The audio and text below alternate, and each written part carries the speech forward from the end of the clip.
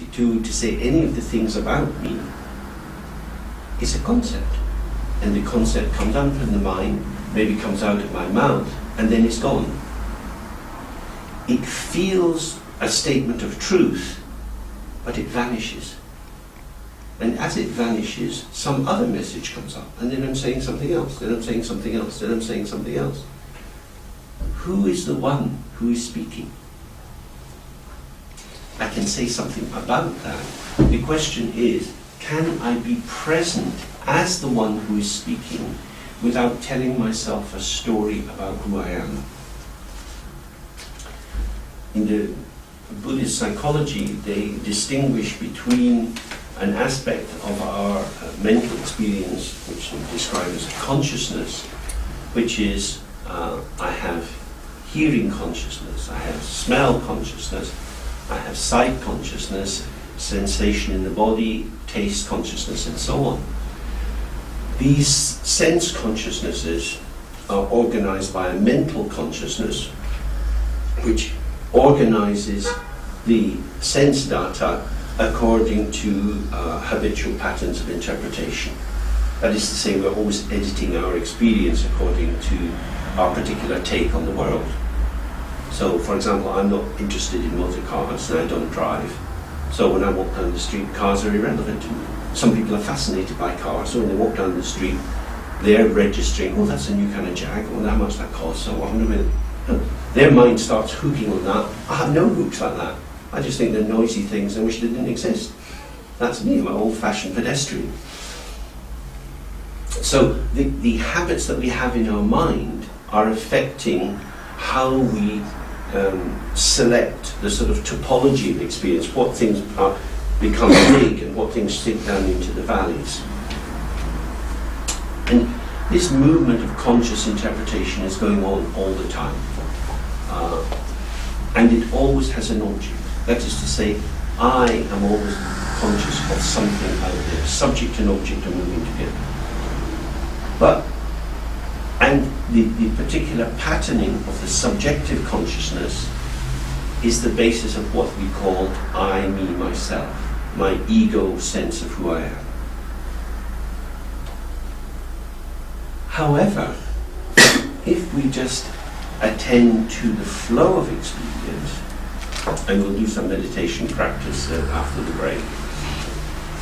If I attend to the flow of experience, each of these constructs, which is like a gentle caress, it's reassuring me that I am who I am like this, I am like that, knowing things about ourselves is sort of, it just helps me to settle.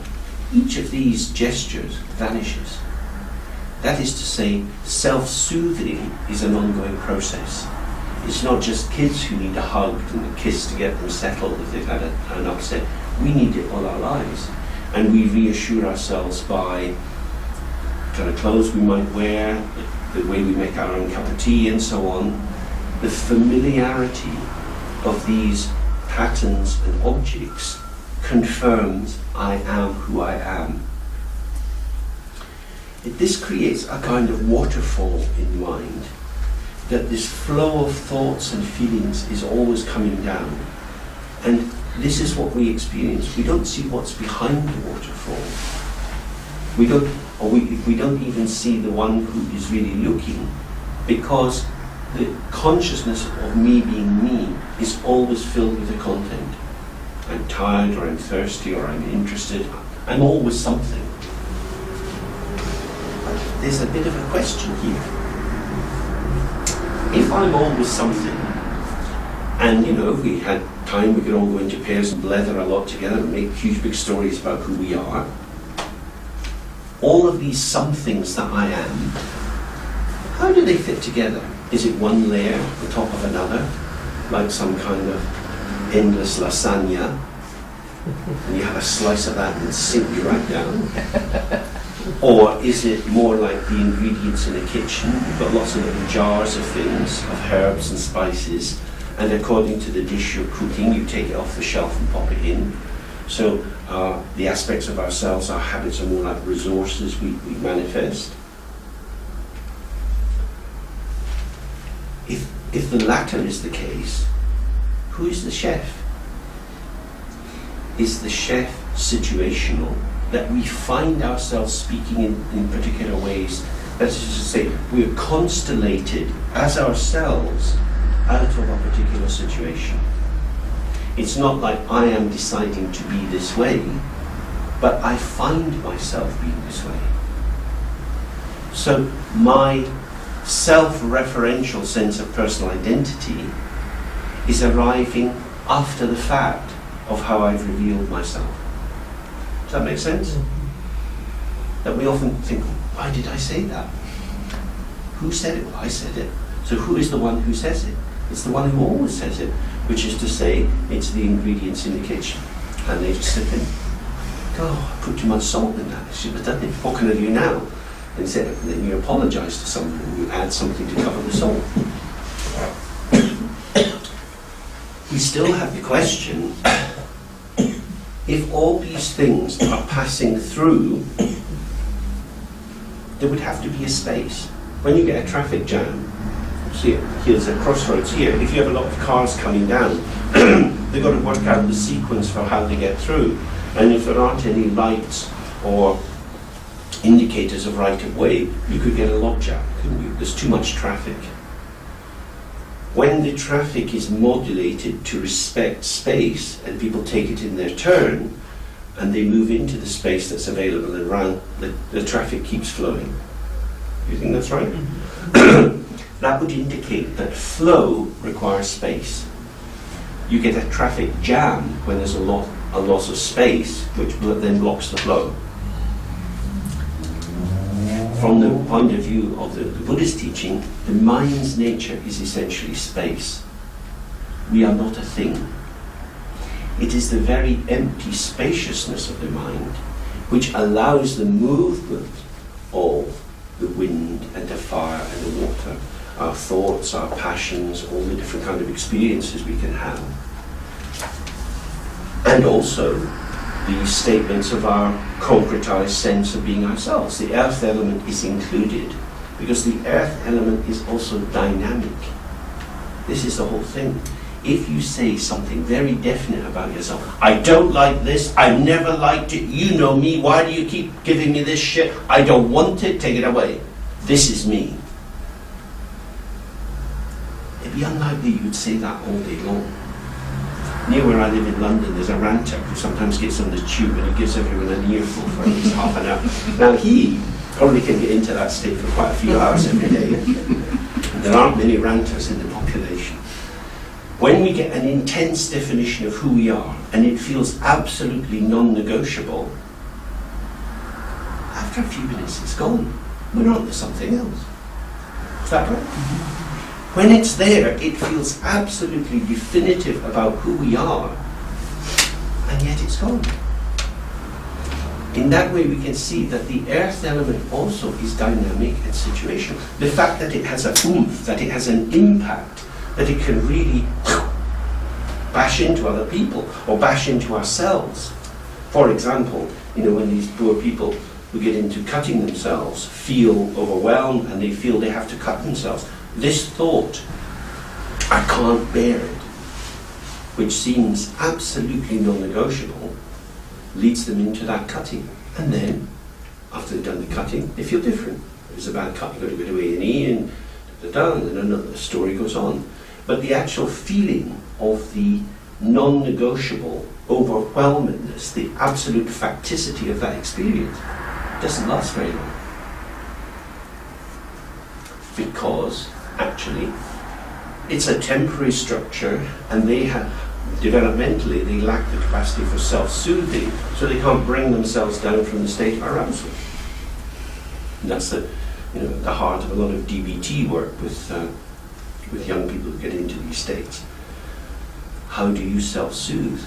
Well, if you've got a baby that's upset, you soothe it by distracting it.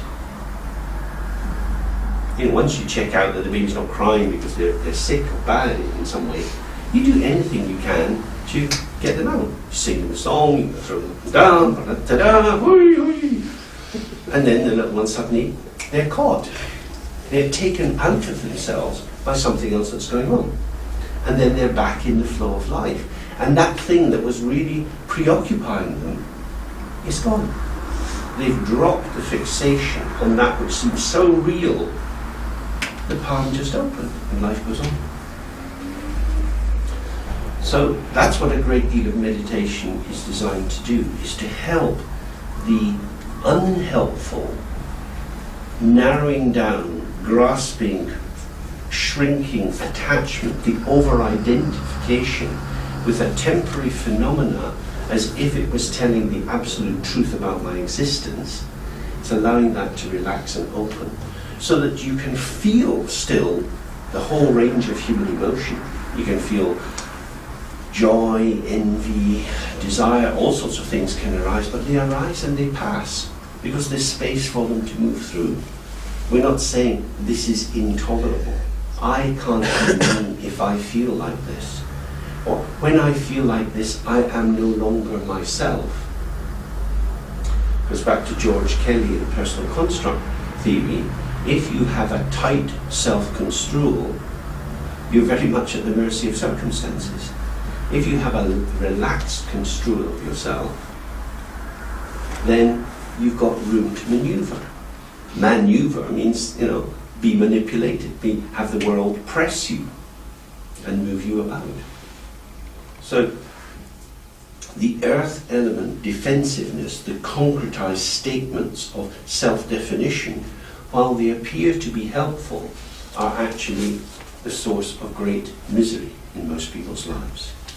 And so the work in therapy and in meditation is to help people have more space to observe what's going on, space to see the flow of experience externally and internally, and also the space in which they can start to recognize the increasingly subtle levels of identificatory movement, so that you can find a state of still awareness which is not changing, within which movement is occurring, so that the movement and the stillness start to collaborate. You get a synergy between the two. Rather than trying to still the world and make everybody fit in with your plan, you find the stillness in yourself so that the turbulence of the world is just like the waves on the surface of the ocean. There is still something unchanging underneath. When our lives are too extroverted, and we live in incredibly extroverted times, there is so much stimulus through electronic devices, and the need for rapid reply to emails and so on. We're in a state where we can't find the right mood in order to reply. That is to say, the object is determining what we have to do. So we artificially wind ourselves up into these driven states of being in service of this great machine that we all seem to be part of. In that state, there is no stillness. And of course, the fantasy is, when this is over, I'll be okay. And this is one of the grounding images, which from a Buddhist point of view is false and misleading and unhelpful. And it comes from the book of Genesis, that God creates the world. Each day he's doing something. And on the seventh day, he rested. Work over. It never stops. There's just one thing after another. Anyone ever had a complete holiday where nothing was happening? Well, it's an illusion. When I get through this, it'll be better. Can you remember, doing your O levels, then you do your A levels, then maybe you go to university. Exams. I'm walking across the Sahara Desert. Finally you're free and you get a job and there's a deadline. And then you have kids. It never ends. So this kind of, like in Alice in Wonderland, there's jam yesterday and jam tomorrow, but never jam today. It's this endless deferral and displacement which creates both the need for for permanent arousal, but also a sort of unsettledness. Now, when you're young, you can interpret this as excitement. There's always something going on. What should we do? As the years go by, does it never end? You find yourself on a bad day thinking, I've had enough. It just doesn't stop. So, from the Buddhist point of view, that sort of experience arises from our alienation from our own ground. So, where the ontological basis of our existence, the very quality of being or aliveness itself, has been covered over by this excessive activity. This activity, excuse me, this activity is nothing other than the creativity of the open stillness. So being reveals itself through becoming. That is to say, in the course of a day, we're many, many different people, doing many, many different kinds of things. And yet, there is the continuity of ourselves. This continuity is like a thread running through a series of beats. So each moment of the day, the beats are different. Different feelings, different thoughts, and so on. But there is this thread, it's my experience. So, for the thread to go through the beads, it helps if there's no knots in the thread.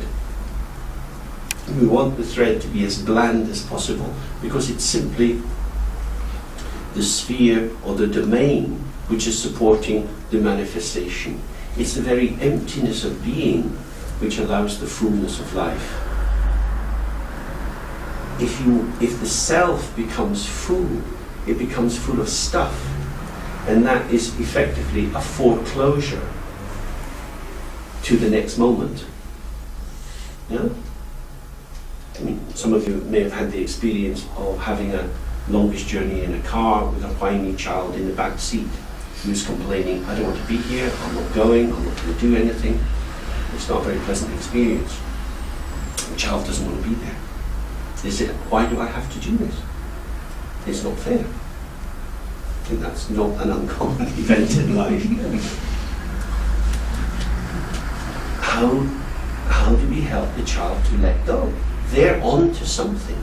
They are asserting their right to have their own experience, an experience which is making them unhappy and driving everyone else nuts.